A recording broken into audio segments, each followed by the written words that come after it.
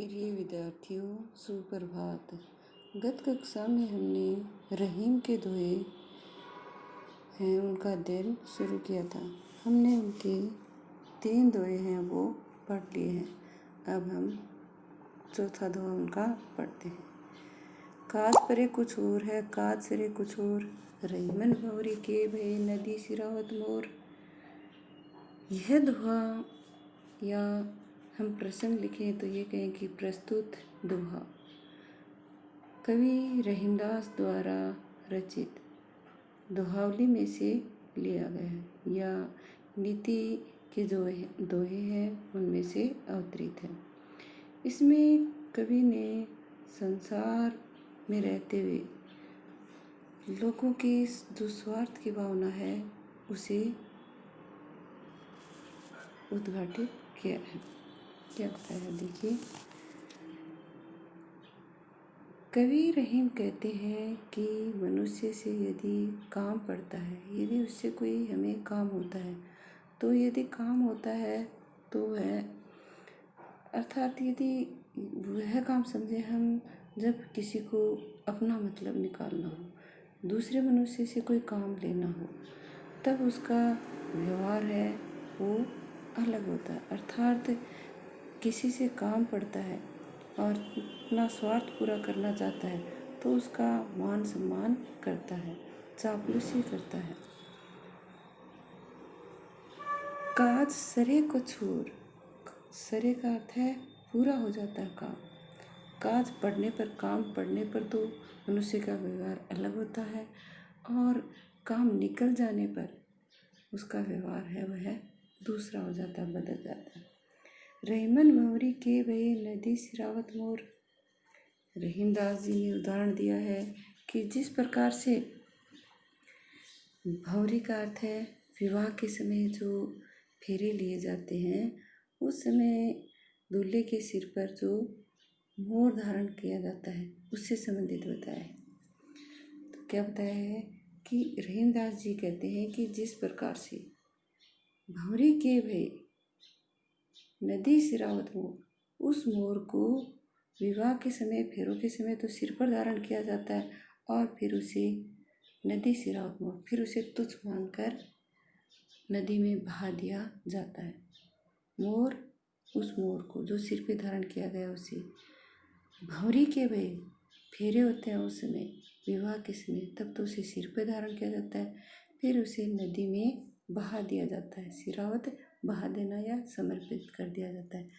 हम इसे संक्षेप में समझें कि कवि ने हमें समझाया है कि मनुष्य को यदि किसी से स्वार्थ होता है या अपना कार्य निकालना होता है, तब का उसका व्यवहार है वो उसके प्रति मान सम्मान का होता है, उससे खुशामद करने का होता है, ये कहीं कि चापलूसी कर रहा है या ये कहीं कि उसका चमचा बना हुआ है, इस प्रकार की बातें, तब तो उसका व्यवहार है वो बहुत अलग होता है। और काम निकल जाने पर उसका व्यवहार है वो उससे एकदम विपरीत हो जाता है, बदल जाता है।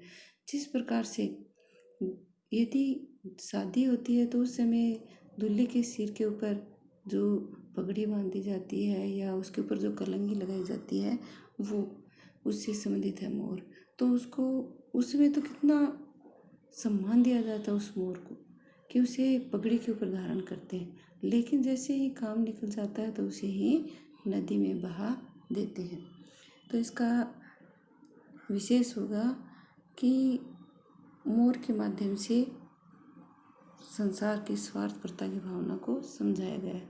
दूसरा होगा कि इसमें काज परे कछूर है, काज सरे कछूर, इसमें यमक अलंकार का प्रयोग हुआ है। जो रहीम उत्तम प्रकृति का करी सकत कुसंग, चंदन विष व्याप नहीं लपटे रहत भुजंग। अब इसमें देखिए, इस दोहे में कवि रहीम ने जो अच्छे स्वभाव के होते हैं उनकी विशेषता के संबंध में बताया है। क्या बताया है? जो रहीम उत्तम प्रकृति, रहीमदास जी कहते हैं कि जो अच्छे स्वभाव के होते हैं, उत्तम प्रकृति के लोग होते हैं, उनका का करी सकत कुसंग, गलत संगत है वो उन पर कोई प्रभाव नहीं डाल सकती है। कवि हमें नीति संबंधी बात समझाना चाहते हैं कि जो लोग अच्छे व्यवहार के होते हैं, अच्छे स्वभाव के होते हैं, सज्जन स्वभाव के होते हैं, उन पर बुरी संगत का कोई प्रभाव नहीं पड़ता है। जिस प्रकार से उदाहरण दिया है, चंदन विष व्याप्त नहीं लपटे रहत भुजंग। जिस प्रकार से चंदन का जो पेड़ होते हैं, चंदन के जो पेड़ होते हैं, उनके ऊपर जहरीले सर्प हैं वो लिपटे रहते हैं, लेकिन उनके ऊपर अपने जहर का प्रभाव नहीं डाल पाते हैं। चंदन विष व्याप्त नहीं, चंदन के पेड़ विष जहर व्याप्त ग्रहण नहीं करते हैं, लपटे रहते भुजंग, उनके सर्प हैं वो लिपटे रहते हैं।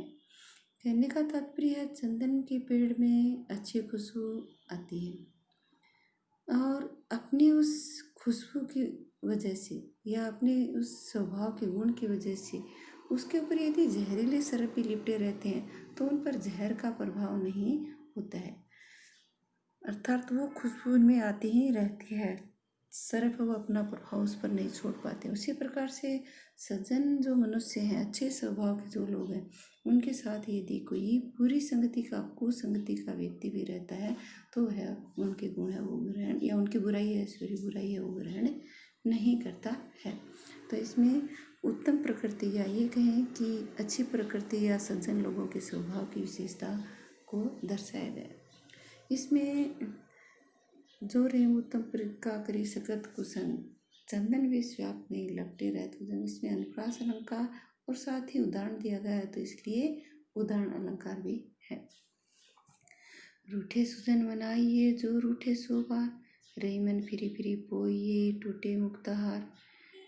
इसमें प्रस्तुत दोहे में कवि रहीम ने नीति संबंधी जो दोहे हैं उनमें कवि ने सज्जनों के साथ अच्छा व्यवहार है उसको बनाए रखने की सलाह दी है। क्या होता है, रूठे सुजन मनाइए कि यदि सज्जन व्यक्ति रूठ जाता है, नाराज हो जाता है तो उसे मना लेना चाहिए। जो रूठे 100 बार, चाहे वह 100 बार भी नाराज हो जाए। कहने का तात्पर्य है कि यदि सज्जन व्यक्ति नाराज हो जाते हैं या अच्छे स्वभाव के व्यक्ति नाराज हो जाते हैं तो हमें उन्हें बार बार मना लेना चाहिए। यदि वो बार बार नाराज होते हैं तो भी मना लेना चाहिए, क्योंकि हमें उनसे कोई नुकसान नहीं होता है, वो उनसे हम कुछ अच्छे गुण ही ग्रहण कर पाते हैं।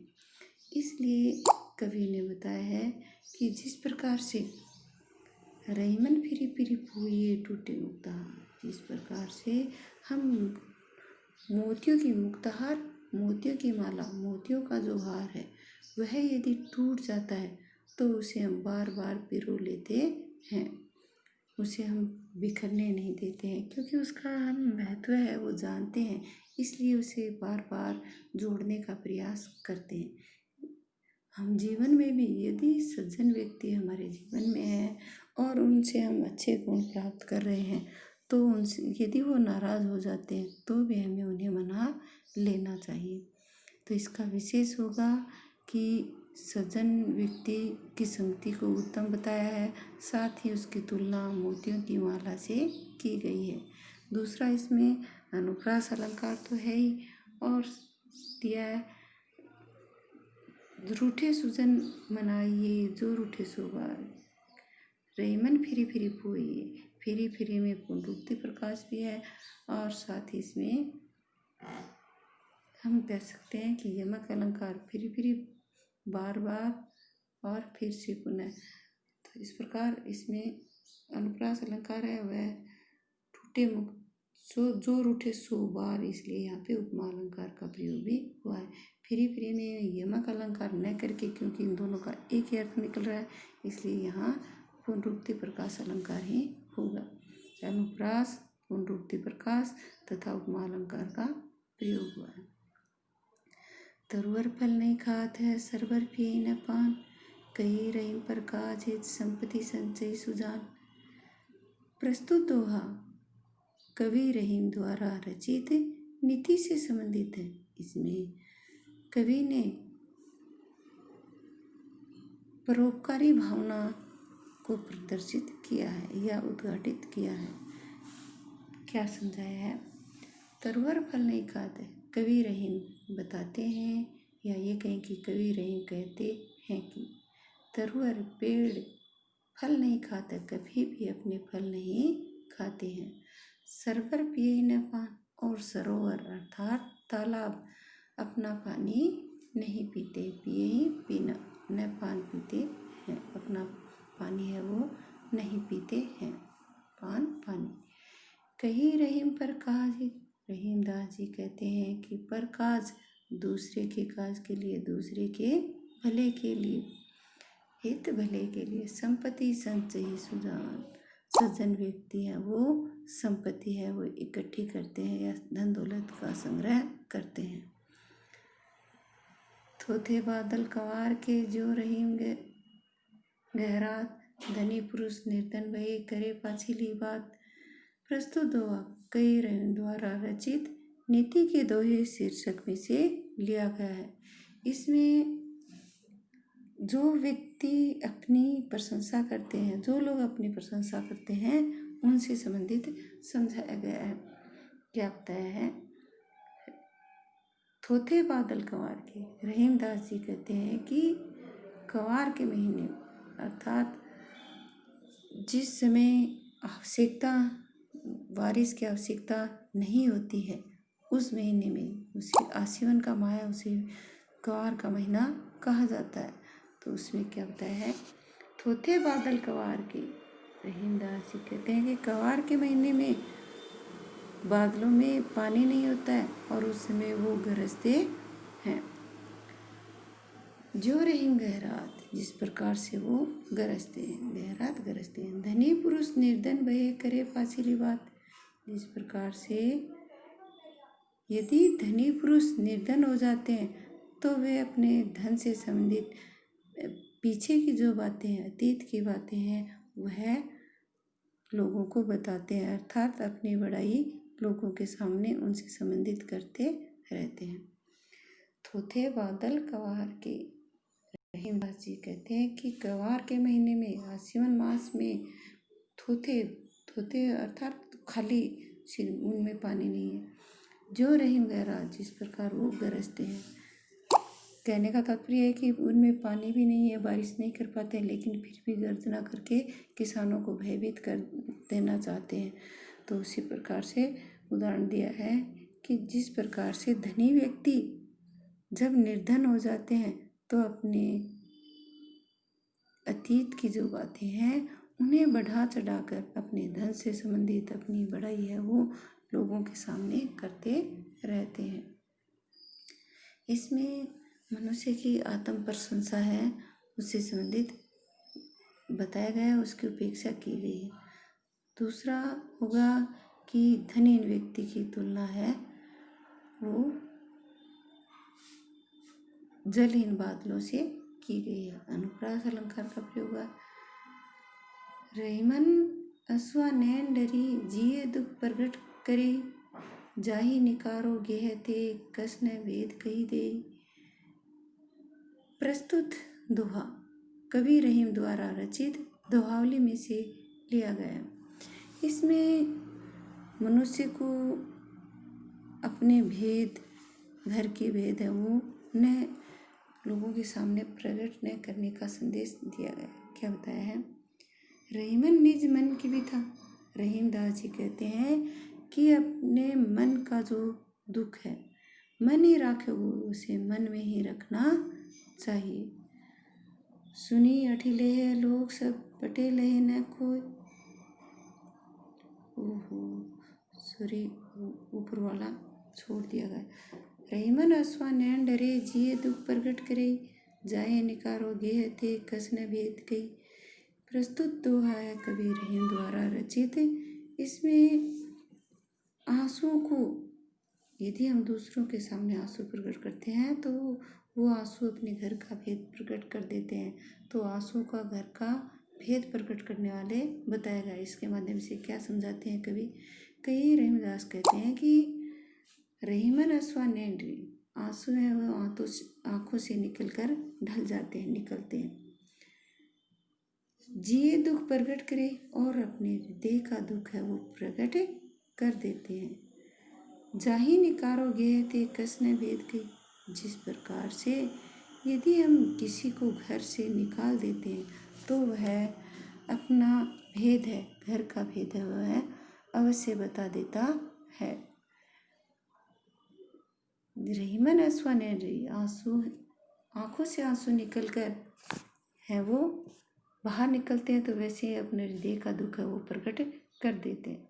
जिस प्रकार से उदाहरण दिया है कि जिस प्रकार से यदि किसी को घर से निकाल देते हैं तो वह अवश्य ही अपना सारा भेद है वो लोगों के सामने प्रकट कर देता है।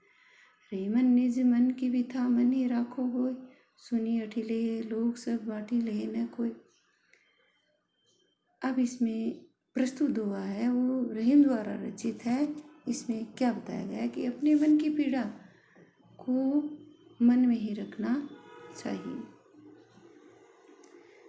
किस प्रकार से रहीमन निज मन की बिथा, रहीम दास जी कहते हैं निज अपने मन की बिथा कष्ट है वो मन ही राखो कोई, मन में ही रखनी चाहिए, गोय छिपा कर रखनी चाहिए। सुनी अठिले लोग सब बाटी ले न कोई, क्योंकि उसे सुनकर सभी हंसी मजाक कर लेते हैं, हंसी उड़ाते हैं। सुनकर अठिले हंसी उड़ाना, बाटी ले न कोई, लेकिन कोई भी उसे बांटता नहीं है। कहने का तात्पर्य है कि अपने जो हृदय का दुख है उसे मन में ही छिपा कर रखना चाहिए, उसे दूसरों के सामने प्रकट नहीं करना चाहिए। यदि हम उसे दूसरों के सामने प्रकट करेंगे तो उस समय लोग हमारा दुख है वो सुन ज़रूर लेंगे, लेकिन हमारी पीठ पीछे उसकी हंसी उड़ाएंगे। वो हमारा कोई समाधान नहीं कर सकते हैं, हमारी पीड़ा को दूर नहीं कर सकते हैं। इसलिए कभी भी अपने मन की पीड़ा है वह दूसरों को नहीं कहनी चाहिए। यदि कोई सच्चा हितैषी है वह बहुत ही कम होता है, अर्थात कहने का तात्पर्य सच्चे मित्र हैं वो बहुत ही कम होते हैं कि वो लोगों के सामने प्रकट न करें। अधिकतर है वो हमसे सुनने के बाद दूसरों के सामने हंस हंस कर उसी बात का प्रचार कर देते हैं। इसलिए कभी भी अपने मन के भाव, जो दुख के भाव हैं वह लोगों के सामने प्रकट नहीं करने चाहिए। इसमें विशेष होगा कि लोक व्यवहार की व्याख्या की गई है, लोक व्यवहार के संदर्भ में समझाया गया।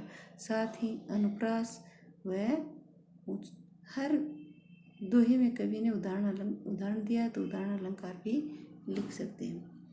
दीन सबन को लखत है, दीन ही लखे न कोई, जो रहीम दीन ही लखे, दीन बंधु सम होय। प्रस्तुत दोहा रहीम द्वारा रचित नीति संबंधी दोहों में से या उनकी जो दोहावली है उसमें से संकलित नीति संबंधी दोहों में से लिया गया है। इसमें जो गरीब हैं उनकी सहायता के संबंध में संदेश दिया गया। क्या बताया है? दीन सबन को लखत है, दीन जो गरीब होते हैं वो कुछ पाने की इच्छा से सभी की तरफ देखते हैं, लखत देखते हैं। दीन ही लखे न कोई, लेकिन गरीब लोगों की तरफ कोई ध्यान नहीं देता है। जो रहीम दीन ही लखे, दीन बंधु सम होय। रहीम दास जी कहते हैं कि जो दीन दुखियों की सहायता करते हैं, जो रहीम दीन ही लिखे, दीन ही गरीब लोगों की लखे ध्यान देता, दीन बंधु सम होय, वह ईश्वर के समान होता है, क्योंकि ईश्वर ही गरीब लोगों की सहायता करते हैं। तो प्रस्तुत दोहे के माध्यम से कवि रहीम ने समझाया है कि गरीब होते हैं वो सहायता की आशा से लोगों की तरफ देखते हैं, लेकिन लोग उनकी तरफ ध्यान ही नहीं देना चाहते हैं। वो समझाना चाहते हैं कि हमें गरीब लोगों की तरफ ध्यान देना चाहिए, उनकी सहायता करनी चाहिए। जो लोग गरीब लोगों की सहायता करते हैं वो ईश्वर के समान होते हैं। इसका विशेष होगा, इसमें गरीबों की सहायता करने वाले को भगवान के समान या दीन बंधु के समान बताया गया है। इसमें अनुप्रास अलंकार है, दीन सबन को लखत है, दीने लखे न कोई। लखत है और लखे, तो इसमें जो रहीम दीनहि लखे दीन बंधु सम होय। इसमें यमक अलंकार का प्रयोग भी हुआ है। लखत लखे न, तो इस प्रकार से इसमें यमक अलंकार का प्रयोग भी हुआ है। दोनों रहीम एक से जो लो बोलत नाही, जान परत काक पीक ऋतु बसंत के माही। कवि रहीम द्वारा रचित नीति के दोहे में बताया गया है। तो किसके संबंध में? काक और कोयल के संबंध में, अर्थात दोनों एक जैसे होते हैं, उनके गुणों के संबंध में बताया गया है। तो दोहे में से संकलित है और इसमें सज्जन व्यक्ति की पहचान है या सज्जन व्यक्ति के गुणों की या वाणी का महत्व है, उससे संबंधित संदेश दिया गया। क्या गया है? दोनों रहीम एक से जो लो बोलत नहीं। कवि रहीम कहते हैं कि कोयल और कौवा दोनों रंग रूप में एक जैसे होते हैं, जब तक वे बोलते नहीं हैं। दोनों रहीमन एक से, दोनों रंग रूप में एक जैसे होते हैं। जो लो बोलत नहीं, जब तक वे बोलते नहीं हैं तब तक उनमें अंतर नहीं किया जा सकता है। जान परत काक पीक, कौवा और कोयल को जाना जाता है ऋतु बसंत के माही, बसंत ऋतु में ही इन्हें जाना जा सकता है। इनके बारे में भेद जान सकते हैं कि कौन सा कौवा है और कौन सी कोयल है। अर्थात कौवा काँव काँव करता है तो उसकी कर्कश ध्वनि से पता चल जाता है कि यह कौवा है, जबकि कोयल मधुर वाणी बोलकर लोगों को आकर्षित कर लेती है। कहने का तात्पर्य है कि मनुष्य के बाहरी रंग रूप से धोखा मिल सकता है, इसलिए मनुष्य को सावधान रहना चाहिए। बाहरी जो उसका शरीर का ढांचा है या रंग है, उससे यह न सोच लेना चाहिए कि वह सज्जन है। इसलिए मनुष्य को सोच समझकर या उनकी वाणी के माध्यम से जानकारी की जा सकती है कि उसका व्यवहार है वो कैसा है। बड़े बड़ाई ना करे बड़ों न बोले बोल, हीमन हीरा कब कहे लाख टका मेरो मोल। ऊपर वाले में विशेष में हमें लिखना होगा कि अनुप्रास अलंकार और बाहरी रंग रूप की अपेक्षा व्यवहार है, अच्छे व्यवहार से ही व्यक्ति को पहचाना जा सकता है। अब आगे वाला देखिए। बड़े बड़ाई ना करे बड़ों न बोले बोल, रहीमन हीरा कब कहे लाख टका मेरो मोल। कवि रहीम द्वारा रचित नीति के दोहे में से संकलित है।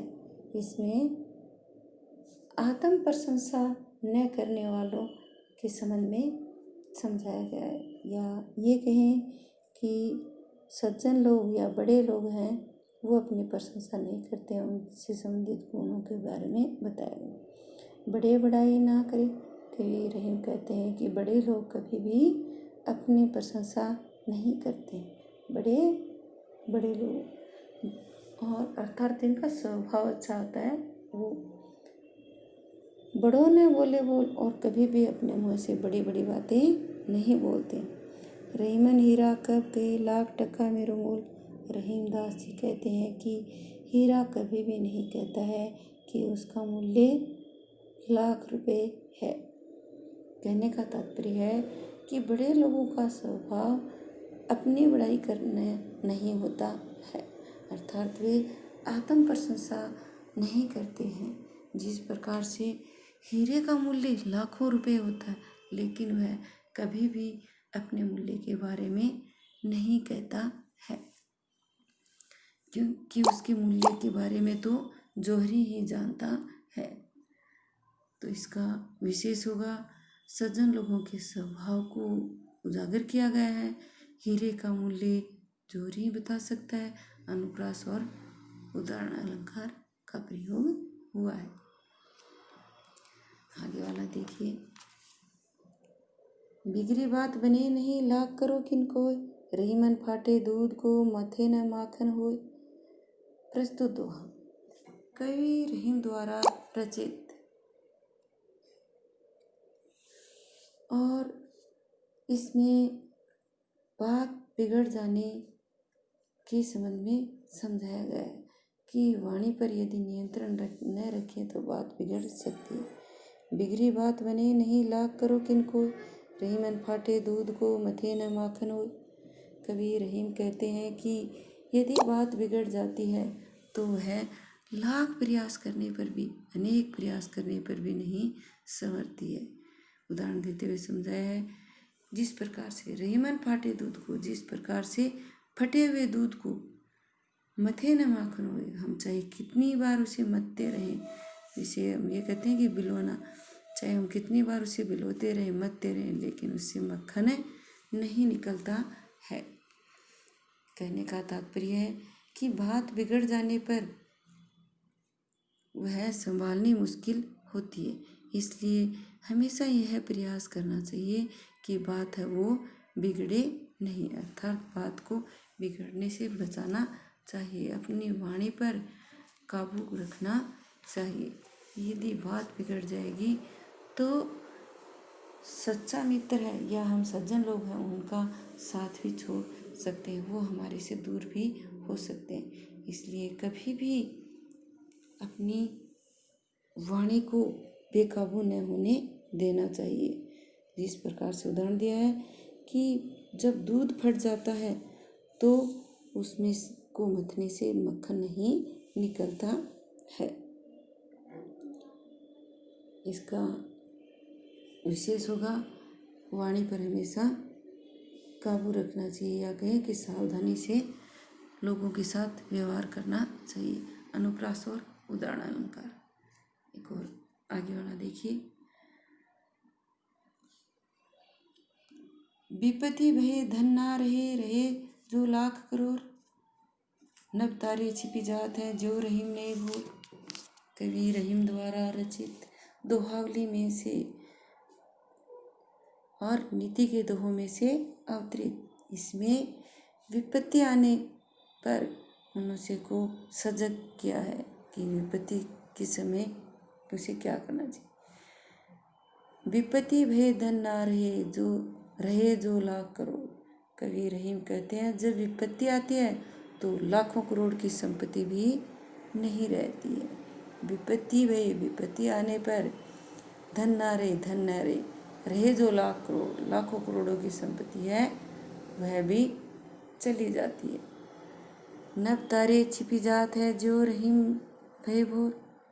जिस प्रकार से उजाला होने पर, भोर उजाला होने पर आसमान में जो रात के समय तारे रहते हैं वो उजाला होते ही छुप जाते हैं। जैसे ही उजाला होता है, प्रातःकाल होता है, तो जो लाखों करोड़ों तारे दिखाई दे रहे थे रात के समय, उजाला होने से पहले वो सारे हैं वो अदृश्य हो जाते हैं, वो दिखाई नहीं देते हैं। तो इसमें विशेष होगा जीवन में सुख दुख, संपत्ति और विपत्ति है वो क्या है, एक दूसरे के विपरीत हैं। विपत्ति आने पर लाखों करोड़ों की संपत्ति वह भी नष्ट हो जाती है। अनुप्रास और उदाहरण अलंकार है। प्रिय विद्यार्थियों, आज हम इतने ही दोहों का अध्ययन करेंगे। आगामी कक्षा में आगे के दोहे व प्रश्न उत्तर करेंगे। सभी को इनकी सप्रश्न व्याख्या करनी है। कुछ विद्यार्थी अभी भी गृह कार्य नहीं कर रहे, इसलिए जितना जल्दी हो सके उतना अपना गृह कार्य करके ग्रुप पर सेंड कर दें। इससे साथ साथ तुम्हें भी फायदा हो रहा है। जो दोहा समझ में नहीं आता है उसे आराम से समझें।